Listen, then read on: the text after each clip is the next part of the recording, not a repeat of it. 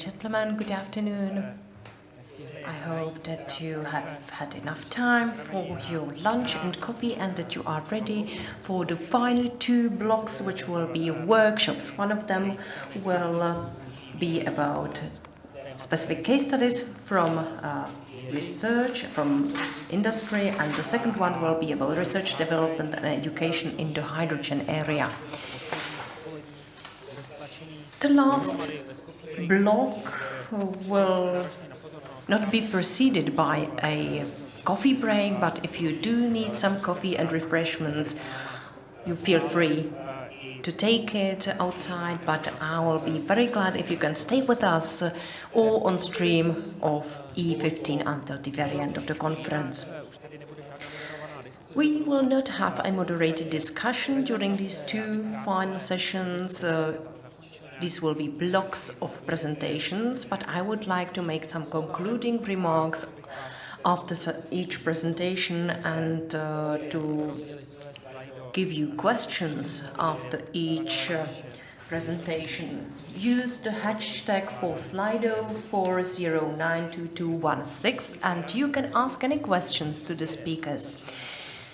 We don't have enough time so I would like to appeal to all of the speakers if they could stick to the 13 minutes allocated to each presentation. You can also monitor the time that you have on the screen.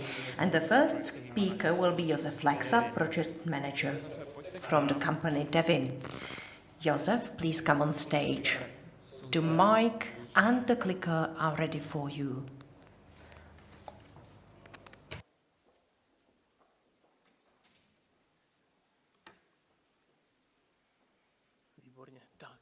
Excellent, thank you. First of all, let me thank you for the opportunity to be here with you. I would like to tell you a lot, but instead I would like to present our company. Let me start from the beginning.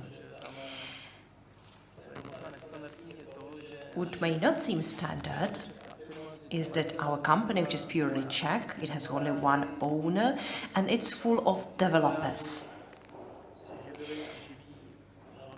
In the past, the developers mainly focused on the automotive. When the LEDs started to be something new, our owner started focusing on that, and we have had excellent results with the LEDs.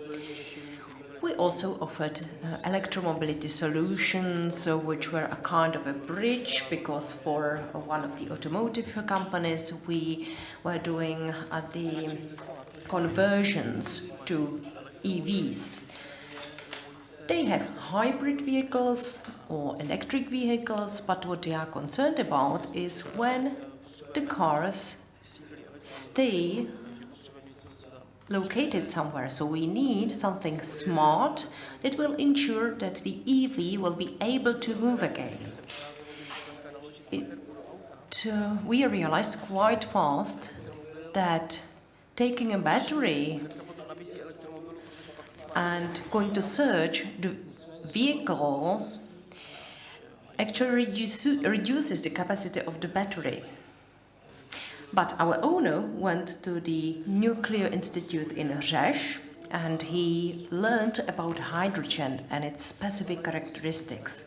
This is a concept of one of the projects. The project was successful. The vehicle was well functioning. And what you can see behind the driver's seat is full hydrogen aggregate. And you can see the cooling unit on the roof. This was supposed to be the mobile charger fueled by hydrogen.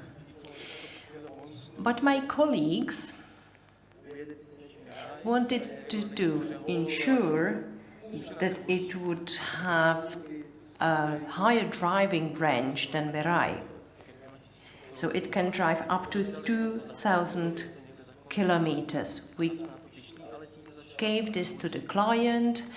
We were proud of this result, but this led us to the hydrogen area.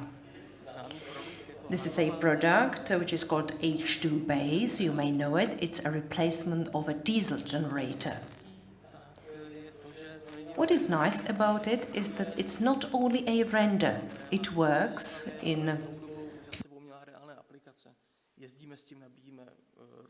one of the exhibitions abroad. We showed it to the clients, to anyone interested, and the yellow building is a school after a tornado which happened about 1 year ago.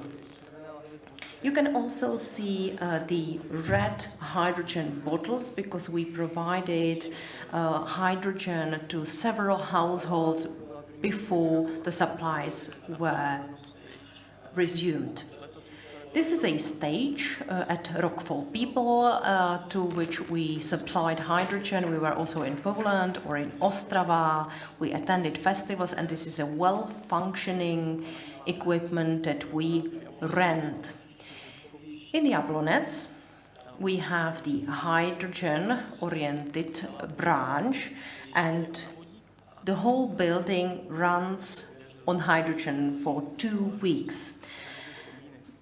This helps us discover what the resilience of the whole system is.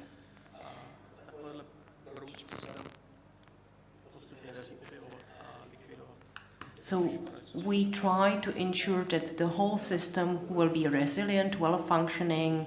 It works very well. You put it into a plug, and it also provides heat.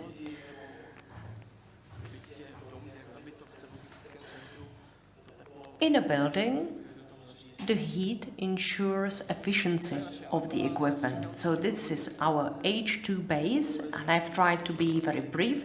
If you are interested in our products or in our company, please contact me. Don't tell anyone about this. This is the secret equipment that many people have asked me about. I don't know how it's possible, but I hope to be able to show it to you for more than half a second. We showed it in Bremen and in Brussels. In Bremen, this will be the premiere of the equipment. But we are doing the last software modifications in a garage, and we are going to show it to the world.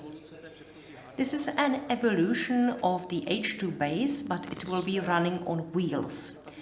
You can see the arm on the side of the equipment, which is a robotic arm that can detect the plug in the EV, and it can start charging. And using a remote control, we can charge the vehicle. It can be done by anyone here or in India. There are cameras everywhere, and it would be an ideal solution for parking lots or for remote areas where you don't have chargers for electric vehicles. Does it give a ray? A beam? Okay, so... Okay, never mind. It would take a lot of time for me to learn this. The medium part is the same as in H2 base. This is a certified harness of composite bottles, so you only take it out and put the new harness in.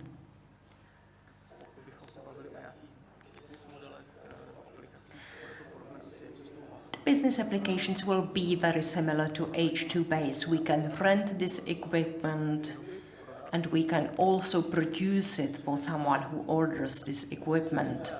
We are developers. When someone contacts us and says that this should resemble a tiger or that it should have an U shape, we can adapt it. We can provide a different color. We get very diverse orders from clients. There are also some commercial projects now, which is great because you can only focus on efficiency. We appreciate that we can do something from the very start, which we like, but we can also talk about various forms of partnerships, of cooperation. That's why we are a member of various clusters.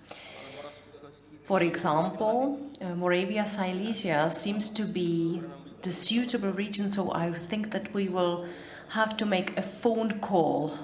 You didn't give me a badge of Moravia Silesia, but okay, let's talk about it later. I still have some time. I would like to allow some space for questions, but let me skip to another slide. H2BET XL is not ready yet. The other solutions are already available. In Moravia Silesia, we have friends in the Tatra company. They are an excellent team and we are working on a hydrogen prototype. We are responsible for the traction part of this solution. The team is very practical and what we appreciate is that the capacity of the tank should be 3.5. So they teach us about trucks and we teach them about hydrogen. We also get many orders for rail vehicles where hydrogen is very suitable. The heavier the vehicle is, the more suitable hydrogen is, because you can also use the byproduct, which is heat. And this is again a concept, and the combined heat and power can be combined with hydrogen. What we are able to do is that throughout the year we can use solars and we can store tiny bits of the capacity to hydrogen and then back. As has been said, the efficiency is very low, but it may happen that there will be no other option. You can see an old render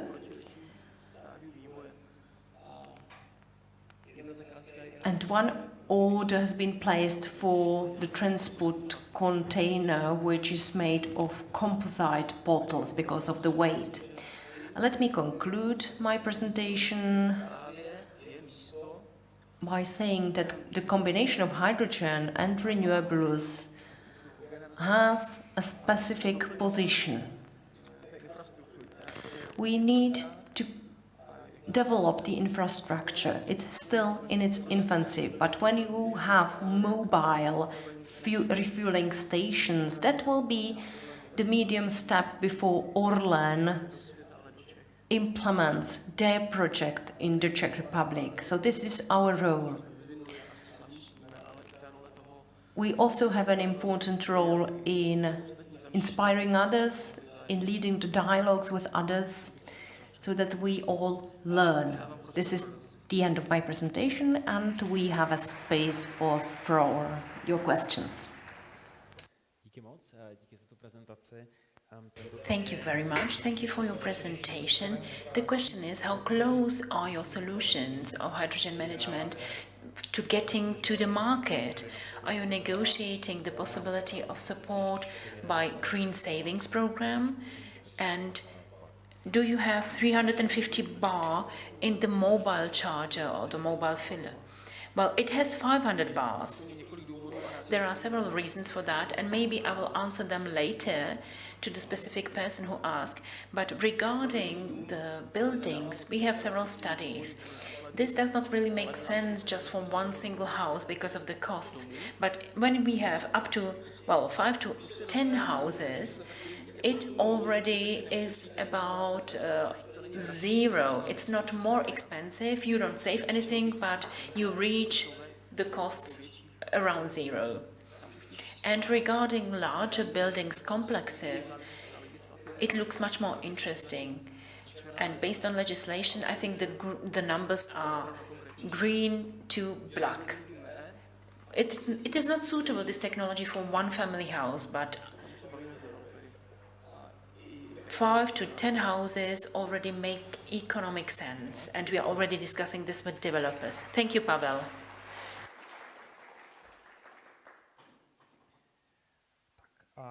Já bych chtěl, pardon, Pavle, já jsem si vás ptal, Josefe, ano, Pavle, vy přicházíte. So, Pavel, the stage is yours. Pavel Farkač, the manager of Transformation and Development Project 7 Energy. Děkuji za slovo. Já bych slyšel i na Josefa v pořádku.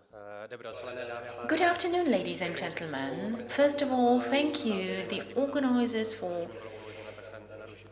inviting me to this conference, and I'm happy to be able to be the next speaker now. Thank you to my colleagues to skip her place. She enabled me, one of the colleagues, to skip her place, and I can speak to you now before Zuzana. My presentation is not as progressive as the previous presentation. If you know, 7 Energy is mining coal in the region of Most in 2 locations, and this is the quintessence of what it means, the energy sector in the Czech Republic. But we are also ambitious to develop. We do not want to be captured in the fossil trap. We want to introduce many various projects that should evolve our company, and hydrogen is, of course, the perfect tool for this. Green Mine, this is a project that we want to promote, but if you haven't heard of it yet, Green Mine is a unified approach to recultivation of CSA mine. And when we finish the coal mining, we will have 40 square kilometers of surface that can be used for various other technologies for the future. We believe that this has more potential than the usual recultivation procedure, rather than just growing grass and wheat.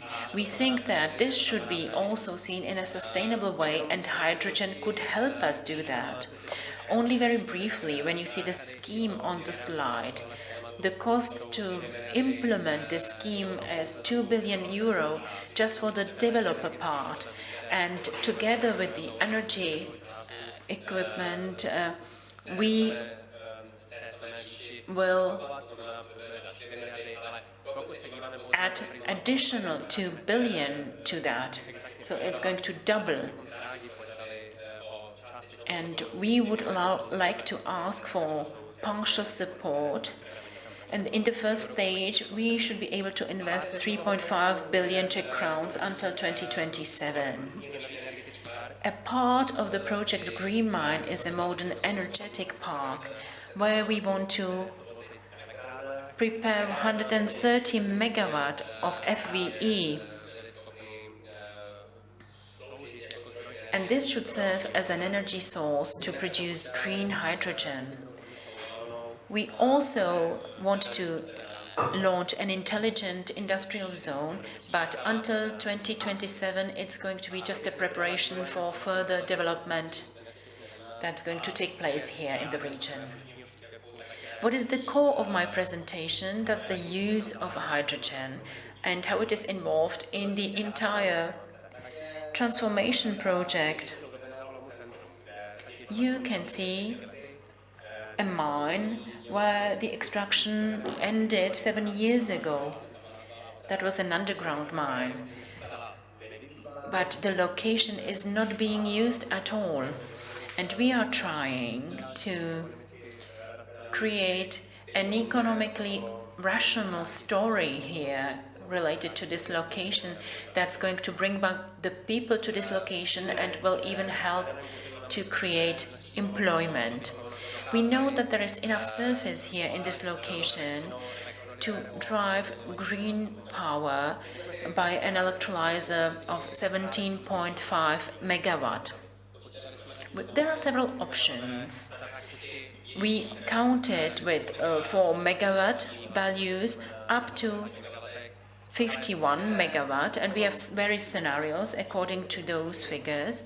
But we are, of course, uncertain what we can reach until 2027. We can't really say how the energy sector is going to evolve past the year 2025. So we prefer to choose one model that is based on the level of 17.5 megawatt. So you see how much energy we would produce if we would be in operation for 3 hours a day, if we wouldn't purchase any additional green energy, so that there is operation 24/7 or 3 hours a day. So the operation of the electrolyzer would be really bound to FVE, to photovoltaic panels, and you see 3 hours a day will bring 361 tons of hydrogen per year, and if there is the operation of 24 hours, 7 days a day, 7 days a week, it would be 2,891 tons per hydrogen per year.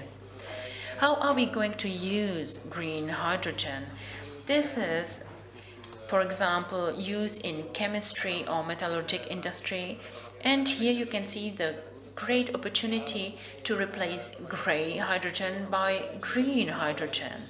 And we also think that we would be able to use a certain hub to charge trucks and passenger cars and involve hydrogen in transport.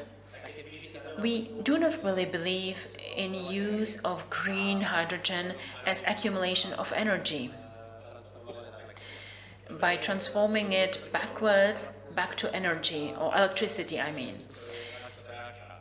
You see the numbers in the bullet points, and when we calculate how much energy the brown coal power plants are producing, it's still 55 or about 50% of the entire consumption of the Czech Republic. It's 31 terawatt hours. That corresponds to 29.5 million tons of CO2. In order to get rid of those emissions, we would need more than 1.9 million tons of hydrogen. And for such a production of green hydrogen, we would have to produce 103 terawatt hours of green electrical energy. So how can we do that? How can we replace those 50% of consumption for the Czech Republic? We would need 103 terawatt hours of green electricity, which is 150% of what the Czech Republic is producing so far at this moment. So if we want to replace 50% of that, we would really need to find new resources. And we suppose that green hydrogen as energy accumulation will depend on the surpluses. If there is this combination of production, FVE panels and cheap electricity, we can produce hydrogen. But hydrogen will be only a residual medium when we talk about its use in electrical energy sector. What are the main challenges when using green hydrogen? Especially in the legislation, we can see some challenges, because H2 should be a decarbonization tool in many industrial sectors, but also in the sector of transportation and electrical energy. We see that hydrogen technologies are experiencing a big boom, and the size of industrial electrolyzers is increasing. We can see that the performance of electrolyzers is increasing as well. However, what are the challenges? What are the key questions for further development that we need to solve? There are 4 bullet points presented here, and we've mentioned several of them my previous speakers mentioned them already several times, including the minister. Should green hydrogen be the only acceptable hydrogen? And does green hydrogen have to be produced from renewable energy sources or only by electrolyzers? Maybe from the windmills in the Baltic Seas, in the North Sea, it would be possible, because there will be much more possibilities than using electrolyzers in the Czech Republic. Can we increase the efficiency of energy transformation to H2 and back to electricity? Because the current state is about at 33%. And will there be any national or European funding programs that will help establish the infrastructure? And will they be available only for green hydrogen or other forms of hydrogen as well? Those are the key questions, 4 questions that we need to solve. And until we do that, we can't really move on.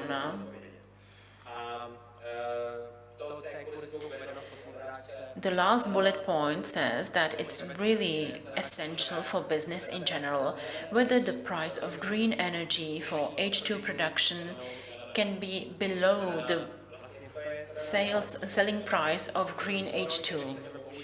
Whether the source that we are going to use for production of green hydrogen is going to be cheaper than the outcome of the production process. So that's the million-dollar question. How much is the energy going to cost in 3 years? Thank you for your attention, and I'll be ready to answer your questions.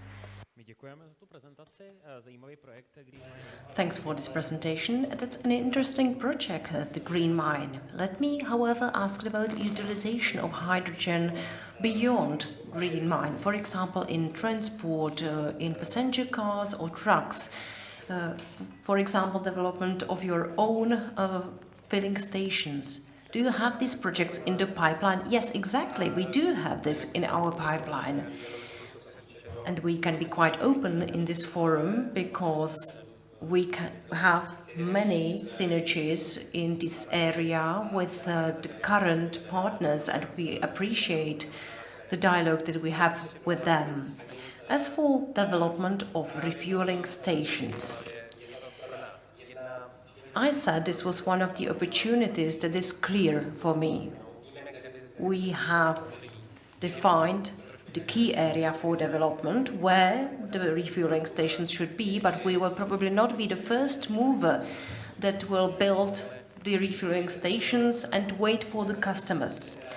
We want to see real demand for hydrogen. Once the cars and trucks are here, we can respond very fast. But first, we need to see the impulse, and we need to see that the green transport is moving on. So you will basically wait and see what comes next. Exactly, we are ready. Thank you, Pavel. Thank you for the presentation.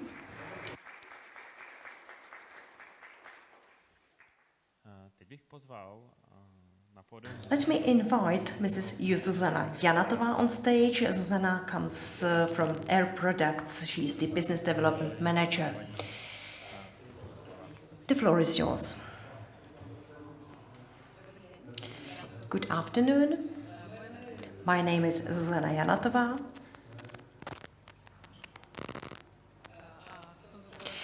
And I'm in charge of the development of hydrogen mobility in the Czech Republic and in Slovakia in Air Products. First of all, a few words about us, why we are here. Air Products is a global company focusing on technology gases and technologies.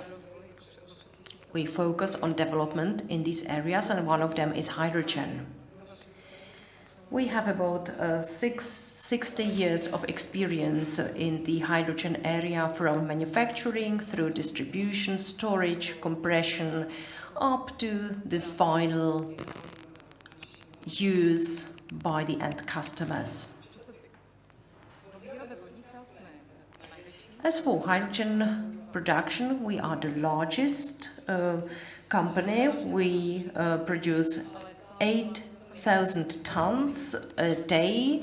It's primarily grey hydrogen, but all this is changing quite fast. We are planning to implement global projects with an amount of 3,300 tons per day. And this hydrogen should be available in the next 3 or 4 years.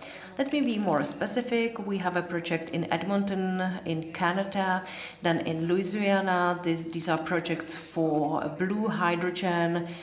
And we also had projects in Saudi Arabia, for example.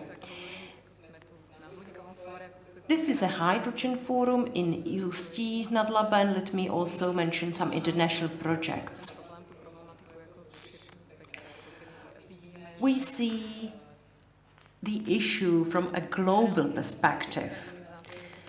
There is a need for decarbonization of the energy sector in Europe. Green Deal and Repower EU define that we should arrive at 40 gigawatts of energy that will be produced into European. But we need another 40 gigawatts of energy that needs to be imported. And this is showing that we want to produce hydrogen in countries which have enough sun, enough wind and other conditions that make it possible to produce hydrogen in an efficient way and to use the technologies efficiently. We would like to bring this hydrogen also to Europe.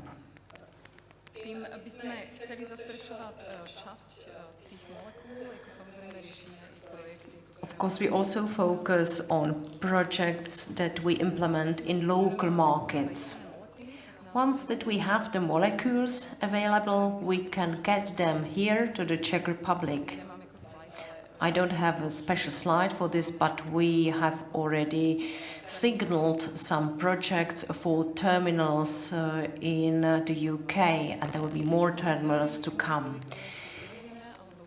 When we transport the molecules from abroad, or we produce them, or we use the molecules that we already have, because we distribute hydrogen to industry and to the mobility sector in the Czech Republic and Slovakia, then we will have to resolve what we can do with the hydrogen. And there are a number of technologies for refueling stations where we use the global experience gained within our group.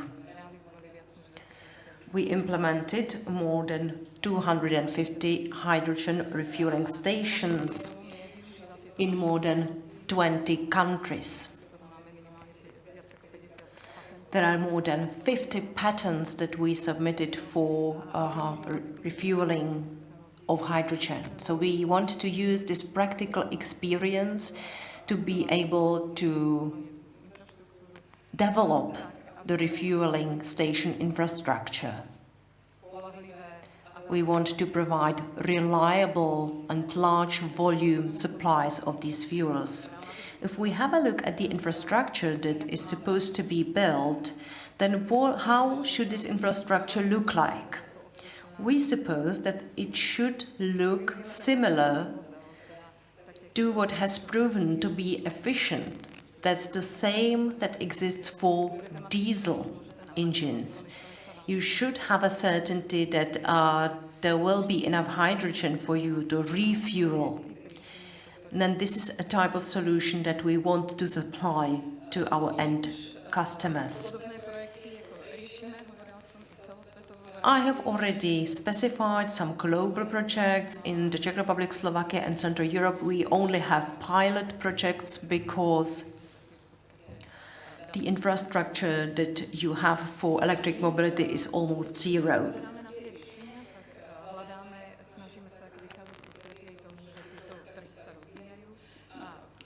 These markets keep developing, and we are ready for short-term projects for testing. There are also some no-compression refueling stations which are mobile, which can be taken to you. You can test this solution, and this is ready. We have already tested this in the Czech Republic, for example, with the company Alstom. There are some smaller projects as well. We have prepared some projects for liquid hydrogen. We want to focus on liquid hydrogen because you can provide large facility on a small area. Let me present several projects that were implemented or will be implemented soon. In Slovakia, we had to test one of these technologies. So in Slovakia, it was a roadshow with the Slovak Innovation and Energy Agency. These were hydrogen-powered Mirai vehicles.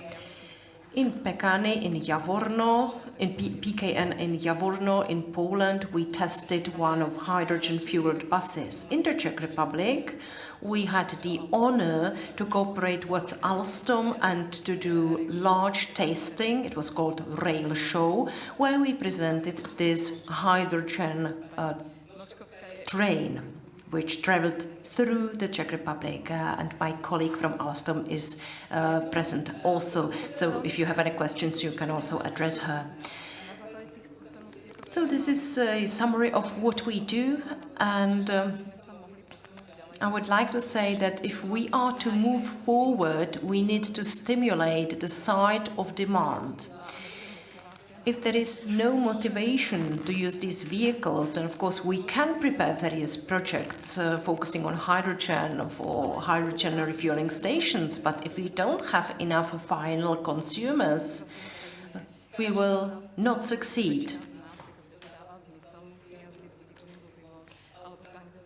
Then if it makes economic sense, you should use hydrogen vehicles or hydrogen trains. But without the consumers, it will never make economic sense. So the first thing I would like to ask you is that we need to stimulate the demand for hydrogen mobility on the part of transport operators. Then what we already heard a number of times in all of the presentations is that we need to know the specific definition of hydrogen. We need certification for hydrogen. Transport operators, users, but also those who build the refueling stations will know what is defined, what the carbon footprint will be, what is supported, and what they can do with this. So we need this from the European Union, but also from the Czech Republic and Slovakia. That's the second point. And the third point, we are all aware that there is a shortage of electricity, and hydrogen is the energy carrier. So if we don't have the energy, we will not eventually have the hydrogen at all.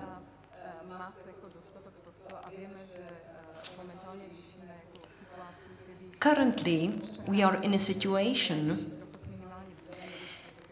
where we can expect that there will be a lack of energy and electricity in the European Union in the next year. So we need to stimulate import of hydrogen in any form. It can be in the form of ammonia. We just need to import hydrogen, and especially green hydrogen, to the Czech Republic.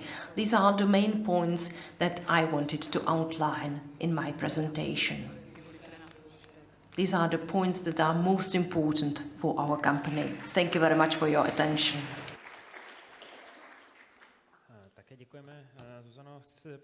Thank you, Zuzana. You showed some projects from the world, from the USA, and you can see potential for future projects. You mentioned the barriers that prevent larger development in the Czech Republic, but can you see any projects or opportunities for cooperation with the Ústí region? We actively communicate with the Ústí region, we cooperate with it because we are located in the Ústí region. We have got projects for hydrogen production and for hydrogen refueling stations, but I can't be more specific regarding the individual projects. We want to show the projects that have already been implemented. And how about the other regions? We saw presentations of the Karlovy Vary and Moravia, Silesia regions. Do you also have ambitions for other projects there? We do communicate with them. We are not only situated in the Ústí region, we want to cover the entire country. Currently, we perform several studies for projects all over the country.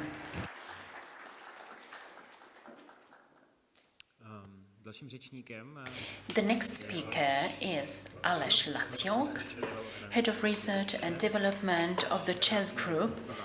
I wish you a nice afternoon, Aleš. Please come join us. Good afternoon, ladies and gentlemen, and thank you for the invitation.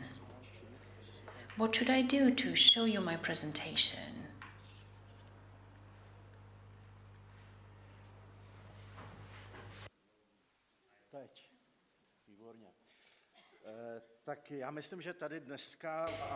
I think that today and yesterday almost everything has been said. So just a few remarks from me regarding hydrogen and Czech, or maybe even the Czech group. You can see on this slide that Czech is not the only company that focuses on hydrogen. A few months ago, we wanted to establish a system to see who is involved with which topic. And historically seen, I think that the first one who investigated hydrogen was the Institute for Nuclear Research in Czech. And Tomáš Polák is here with us, so he can tell you much more about this institute and its activities. So it was about research and development in Czech that focused on hydrogen technology. And then the next associated company is Škoda Praha that focuses more on design and supplies of investment projects. Well, on the large scale, we entered this research a few years ago, and we want to serve as an integrator. We want to support some pilot projects at the beginning and before they are concluded as well. When we talk about low emission energy production, we help do that. And then, of course, we also establish a setup together with the partners, and the entire process ends with the consumption of energy. I also wanted to mention Czech ESCO Group. Its activities also focus on industrial and municipal energy sector. Czech ESCO is trying to be very active in the hydrogen management segment, in B2B segment. In Czech, I'm responsible for the coordination of research and development. You can see some topics here regarding our research, which is being segmented in various topics, various themes that we can work with all potential projects.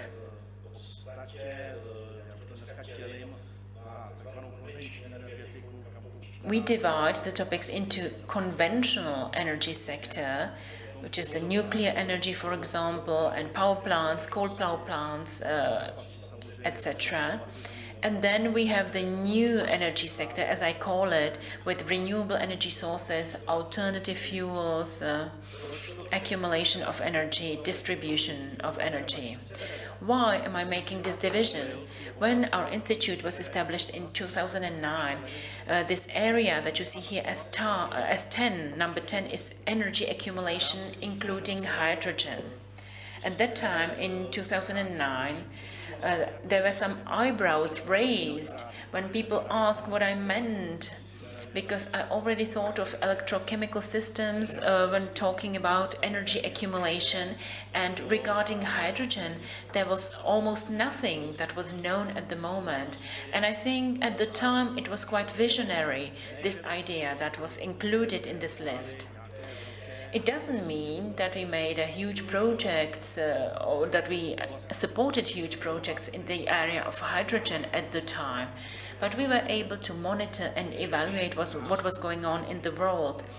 And of course, this progress of hydrogen technologies is not a surprise for us. The derivatives of hydrogen, the types of production of hydrogen, this is something that we knew already then. Here you see some general information that we already heard today and yesterday many times. So I will just point out the most important things here. The entire climate energy policy in the past year in the European Union wants to reach climatic neutrality until 2050, and sometimes we neglected other aspects in the energetic trilemma. Of course, there are other important topics such as security of supplies and price of energy for the industry. Maybe we don't mention it often enough. This is the climate neutral approach and decarbonization, which must be connected to electrification. So we will need low carbon energy much more than today, because now we are consuming 60 to 70 terawatt hours per year, and the consumption is going to be much higher. And the question is, where does the energy come from? Will it be produced in the Czech Republic, or will it be imported? Or how shall we get it? In this respect, hydrogen is also a topic. It's going to be used in some areas where it makes sense economically, where electrification is not possible or too complicated or risky. But I would like to accentuate that hydrogen should not be produced and consumed just because it's hydrogen.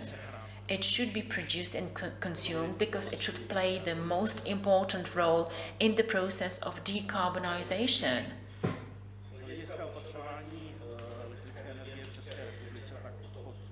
When we talk about acquiring energy in the Czech Republic, we wanted to phase out coal mining, and an alternative for this was use of natural gas.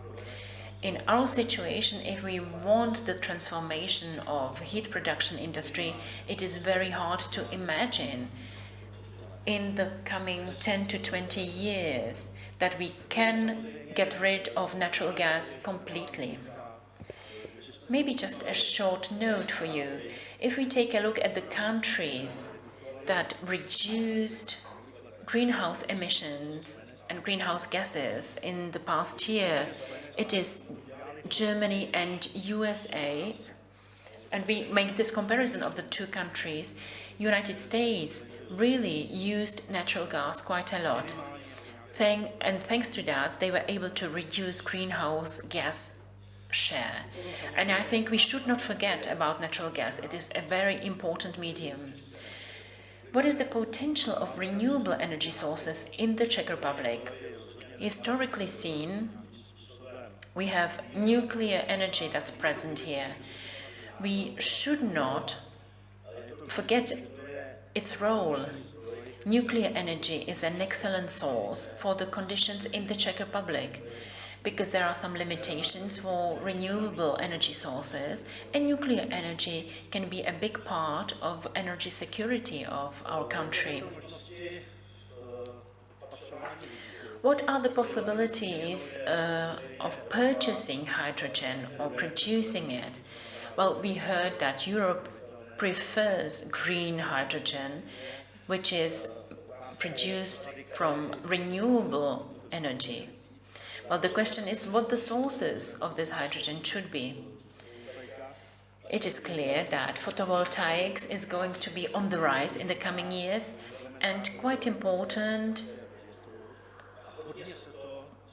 will be also the role of wind energy.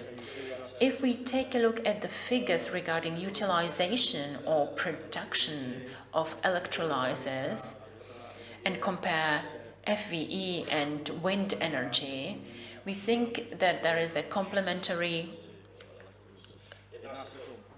synergy in both types of energy, and we can also connect it to electrolyzers to have various sources.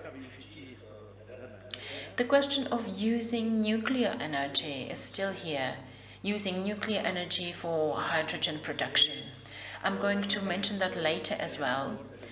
We talked about e-port. That's going to be very probable in the Czech Republic.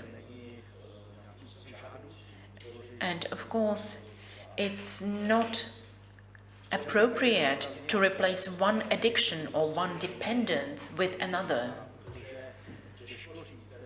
However, the forecast for the future is quite uncertain. The question is where the limitation of electrification will be, whether we are going to use electrification in the industry, in transport, etc.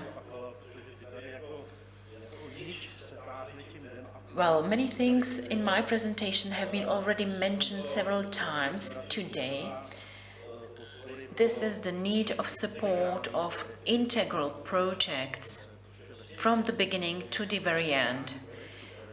There are many decentralized projects going on worldwide, and it's extremely important, as Mrs. Janatova rightly said, that we need to stimulate the demand. Without the right demand, there won't be any offer.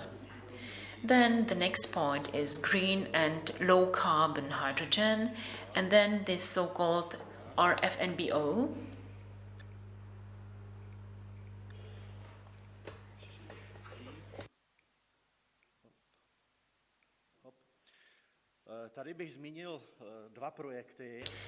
I would like to mention 2 projects here. In pipeline we have 10 to 15 projects, and some projects are in the region of Ústí and Moravian Silesian region, but I picked 2 different projects. In central Bohemia, the first one, and the second one is from western Slovakia. I wanted to mention those 2 projects because they are in their initial preparation phase.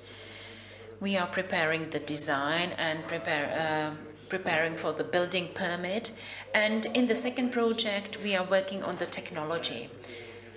They are quite similar, those 2 projects, because I think they will be used, especially in the first stage, in transport. And we need the corresponding legislation that's going to force the transport operators to purchase low-emission vehicles.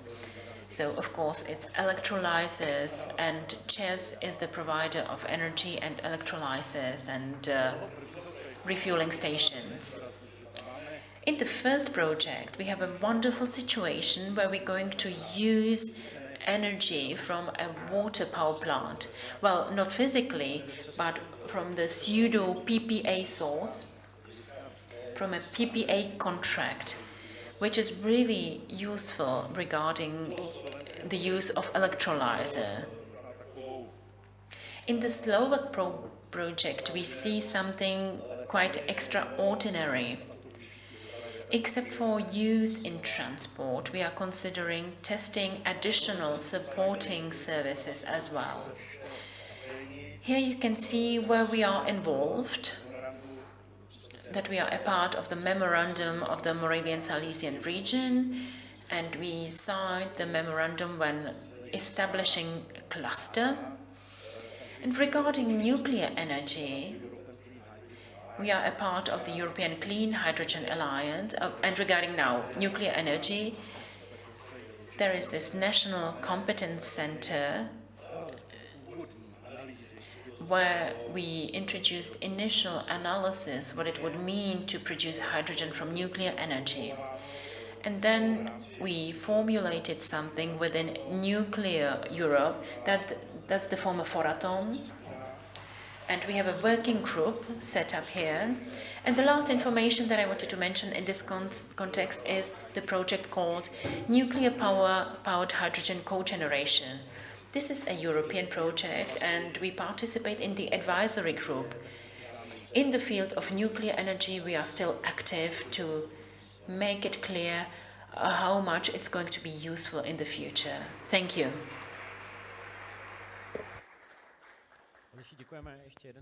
Aleš, thank you. One question. Regarding your partners, I can see that there are a number of activities going on.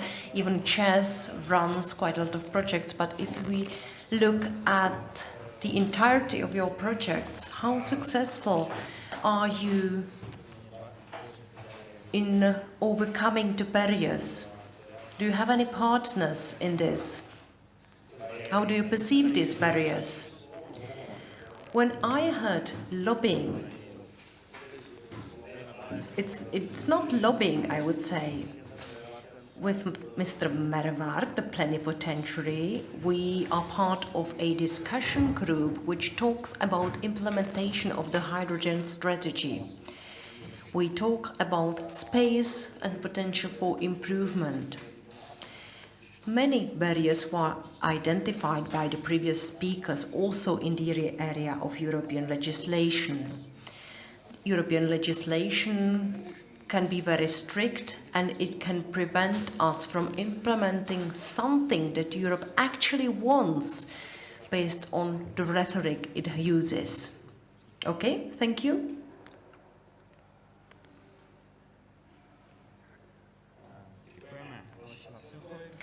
This was Aleš Laciok, and the next speaker whom I would like to invite on stage is Martin Dietrich, Business Development Director at Bilfinger Tebodin in the Czech Republic. Martin, the floor is yours. Good afternoon, ladies and gentlemen. I'm waiting for the presentation to be shown. Let me introduce myself. My name is Martin Dietrich. I'm the Business Development Director at Bilfinger Tebodin in the Czech Republic and in Slovakia. Within the group, I'm also responsible for the energy transition within the CEE region. In my presentation, I would like to comment on the approach of the Association for Foreign Investments, where I'm the member of the managing committee in charge of the energy sector. Bilfinger is a global supplier of industrial services. Currently, we have more than 30,000 employees. We have a turnover of about 4 billion euros. We operate in many industries, including the energy sector and hydrogen economy. However, I represent the engineering and consultancy section of our company. We have a team of about 550 engineers and other employees within the Central and Eastern Europe. You can see this on the map. What is our approach? In my presentation, I would like to share the approach of a designer and of an engineer helping to implement the investment projects not only in the hydrogen area. We monitor the projects in the preparation stage, be it various feasibility study or concept studies, but we also monitor the practical implementation of projects. For example, we help our partners select the companies for their projects, and what is also important is to focus not only on the CapEx but also on OpEx, how much the technologies will cost, how much the operation will cost, and how to disassemble the technologies and terminate its activities. The energy area and the area of technology solutions include a number of applications. The energy sector keeps changing and the requirements of our clients also change. There are various requirements of legislation and of Green Deal. You can see that hydrogen is at the forefront of all we do. It plays an important role and we participate in the projects on the side of production, storing and use of hydrogen. Let me, however, mention another important fact. I will show you some specific examples afterwards. Hydrogen projects very often go hand in hand with investments and technologies of capturing CO2 and its further use. We think that this trend will also come to Central and Eastern Europe, although we already heard over the past 2 days that our region is lagging behind. That's the same like for hydrogen.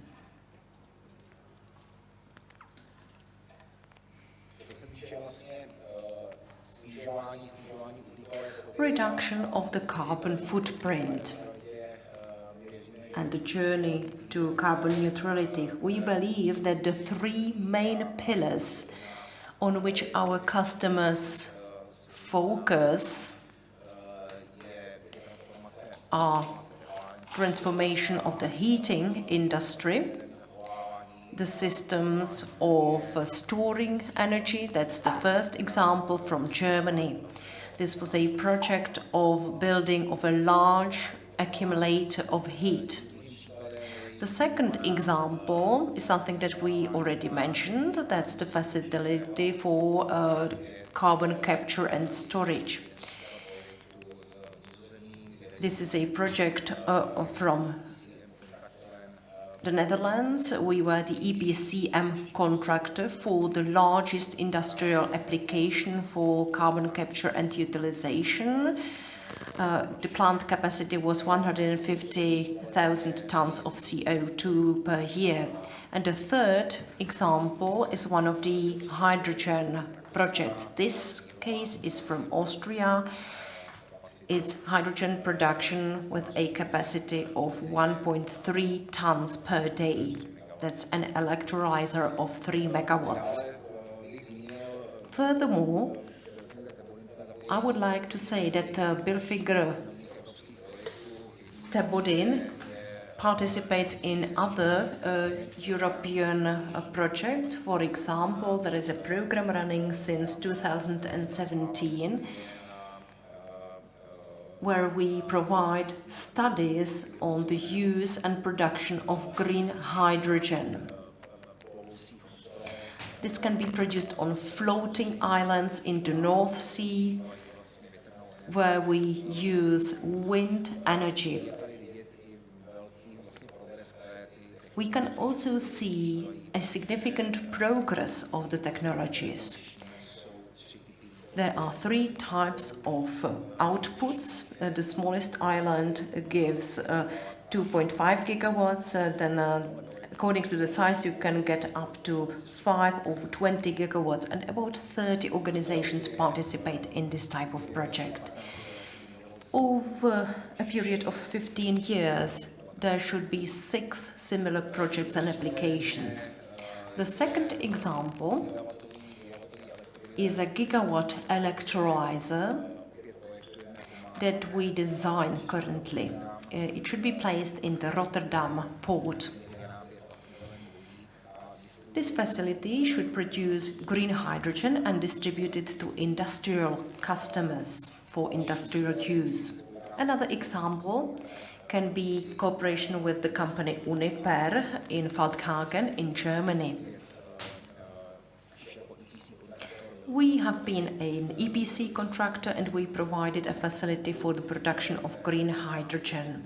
In the first stage, they blend it and they use it to make natural gas greener. In the next stages, they would like to capture carbon from the methanol production. And this should allow them to produce synthetic methane. What is important in all of these projects is preparation of the investment concept. We try to use the experience from large investment projects. We can guide the investors through the entire cycle of the project up to the implementation phase. Let me describe the upper row, which indicates in which stages engineering companies can provide estimates of investment costs. You can see that the ranges are rather big at the beginning, although what is specific for hydrogen projects is that large shares of the investments, up to 50%, can be made by the electrolyzer.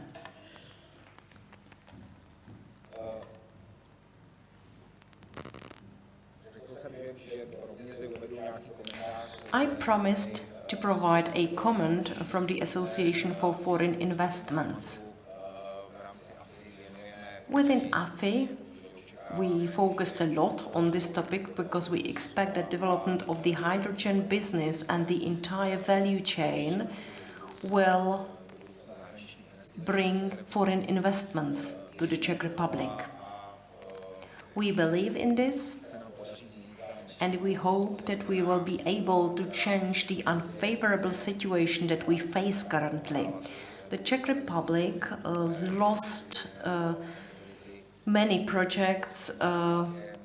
It's not competitive with Poland and Hungary, and we heard about the barriers during the past 2 days. For this reason, we try to re-establish the dialogue on investment incentives. One of the large barriers is the readiness of industrial plants and industrial areas for this type of application.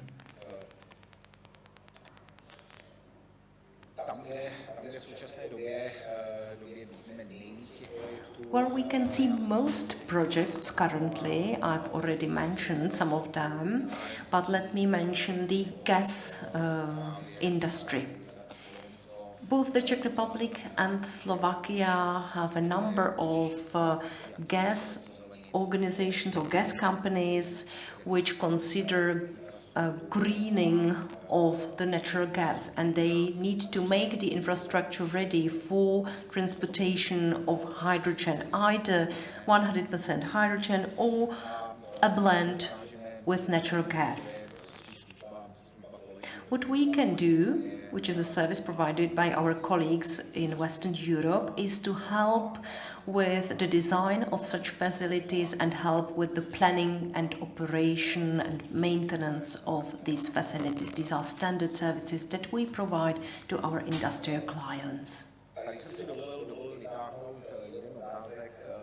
This is a picture taken from the European Network of Transition System Operators for Gas. It is an association gathering operators of gas distribution systems and the types of the projects submitted.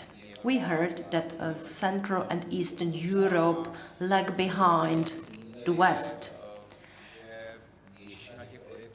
Most of these projects that are now planned focus on the development and preparation of the infrastructure. This should ensure that we are able to transport hydrogen using the existing infrastructure. The only project that was submitted in the Czech Republic was the Net4Gas project for greening of gas, either by blending hydrogen with natural gas or by using methane.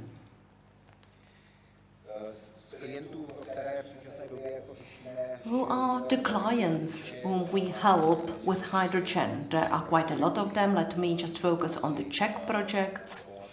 And I'm not going to repeat the plans of Spolchemie. We also help Spolchemie with some initial studies in the gas industry. It's Net4Gas or Polish Net Polenergia. I've run out of my time, but let me mention another interesting project that was approved in the Netherlands. It is a project for storage of up to 27 tons of hydrogen in salt caverns. Overall, in Sudvending, There are 10 salt caverns and 6 of them are currently used for storage of natural gas, and another 4 salt caverns will be used for the storage of hydrogen. The main idea is to level the capacities for industrial use of hydrogen in future. This would be suitable for moments when the transmission grid has or encounters some problems. And another possible use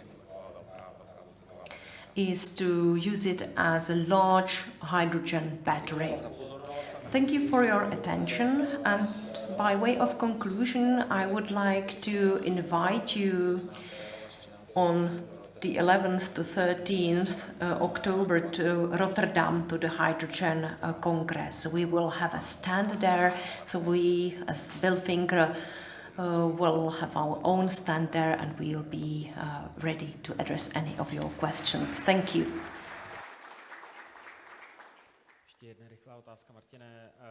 One quick question for you, Martin. We talked about the individual projects and this electrolyzer you mentioned in Ústí. What was your experience with the construction here when you constructed this electrolyzer? And what was difficult for you during the construction? Is this something that can be implemented in the same way? I mean, in Germany, what you did there? Well, we are a process integrator.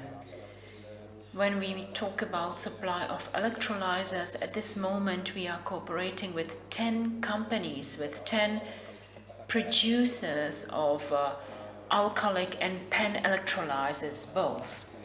And if I should answer specifically what the problems were, I'm sorry, I can't really answer this question in detail because it was a project of our Austrian colleagues. I just wanted to show you this project for inspiration to see that in the heat production sector, we expect this trend to be introduced in the Czech Republic and Slovakia as well. Thank you.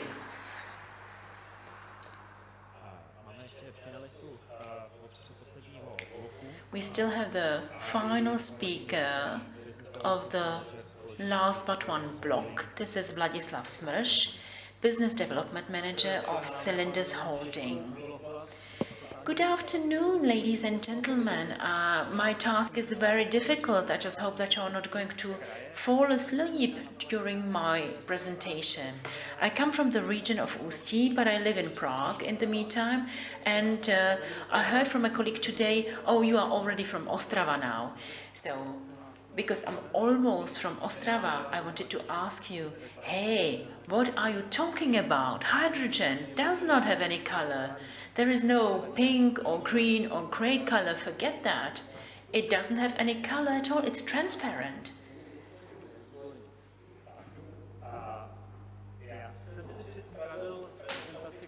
I prepared a presentation that I use for education of people who do not know much about hydrogen.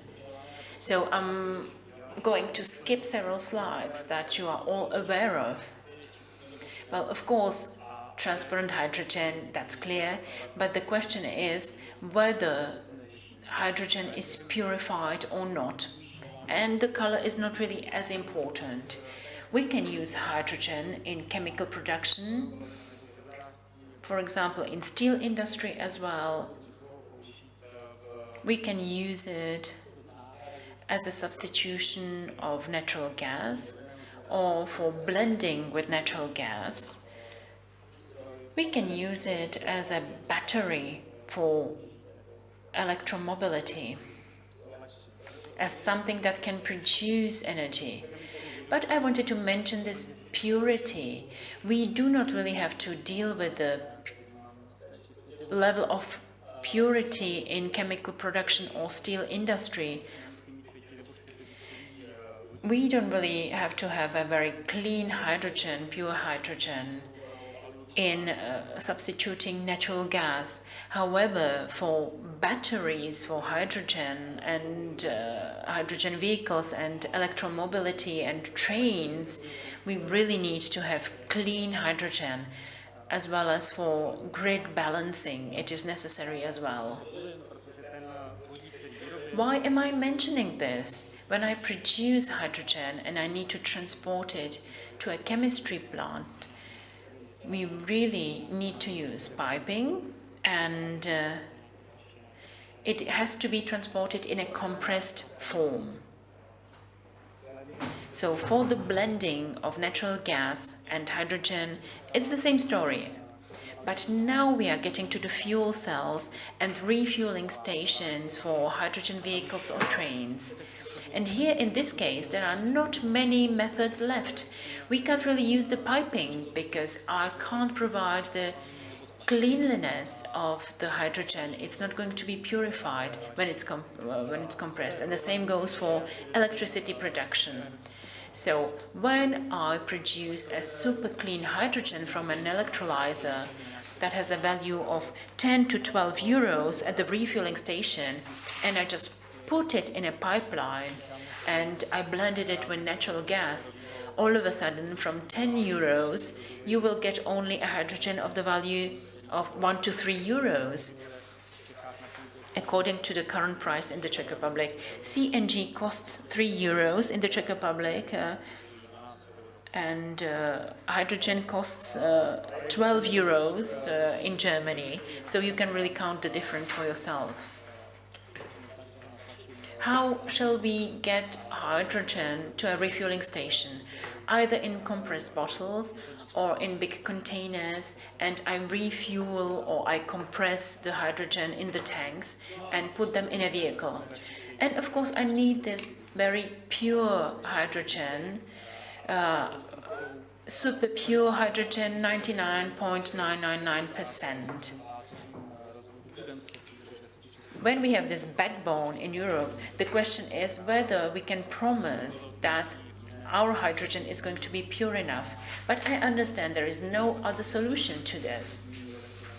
In the last mile of transport, in the backbone of hydrogen, when we supply hydrogen to the refueling station, we really need to keep it pure. Why am I mentioning this? Because from this beautiful metal bottle that can store almost any type of compressed gas, we moved on and we came up with a new idea, and I'm proud to say that we invested a lot of money in the development of this new technology, and I would like to be humble, but at the same time, I want to mention that we provide the very best solution for storage of compressed hydrogen. So we have stationary storage containers. There is a set of bottles that can store and transport hydrogen in the pressure of 100 to 1000 bar. And when it is about 200 to 300 bar, this lower pressure is suitable for storage.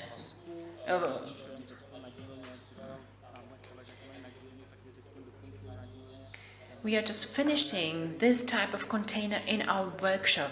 It is not a usual container, it's magical in fact, because it can not only transport 312 kilos of hydrogen at the pressure of 300 bar, which is the usual capacity of big containers and big trailers, but it is a smart container with sensors that really detect leakage of hydrogen, and we are able to see the information about the state of the container. We are able to transmit it remotely to your mobile phone, for example, and we can of course manage and handle the container with remote access. When there is an incident, we can really use this tool to facilitate the work significantly. Then we have a trailer which is already completed, it's ready, and many of you have seen it already when we launched our first public refueling station in the Czech Republic, where we were the very first, fortunately or unfortunately, because we keep praying for other refueling stations. We don't want to construct them yourselves. Please do that for us, because without refueling stations, we won't be able to develop this hydrogen mobility. This trailer that you can see is unique. It can transport from 440 to up to 500 kilos of hydrogen at the pressure of 200 bar. So, unlike trailers on European and Asian roads that can really transport up to 350 kilograms, no, well, usually it's up to 200 kilograms. And we saw that in the developed country in Japan, they have excellent trailers that can transport 200 kilos, and our trailer can transport 500 kilos. What is important is our system, because we can provide our containers with various technology, with the common technology, but also with smart solutions. And in the future, we will be able to use remote access for trailers as well, not just for containers. And we will see the information regarding pressure, temperature, etc., and connect it to the central control system. So from a simple bottle to the container and trailer, we get to the software that can help us. And the software is connected to our refueling station, and our system can be optimized, or can optimize the supply and storage of hydrogen, because sometimes we heard it that storage and transportation of hydrogen is not cheap. So we can really provide you with software. For example, for Unipetrol, when I see my colleagues from Unipetrol, we can maybe solve some problems with the transport. We can optimize some solutions. And you can see it in the case of the software as well. We can predict how fast the containers are going to be filled with hydrogen. How quickly will they be empty again according to the operation at the refueling station. And in this way we can optimize the transport of hydrogen and set up a virtual grid for hydrogen, because it's going to take us a long time until we have purified hydrogen brought to the refueling station. And we have a solution for this. We can provide you with a solution. And there are 3 minutes left. Thank you.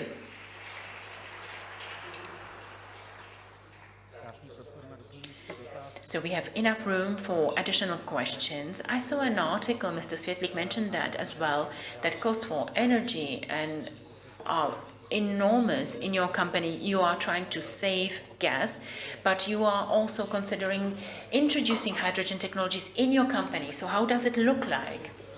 Well, of course, we have those excellent systems for storage and transportation. We have the refueling station, and in pipeline, we have quite interesting projects for FVE connected to electrolyzers and, production and storage of hydrogen.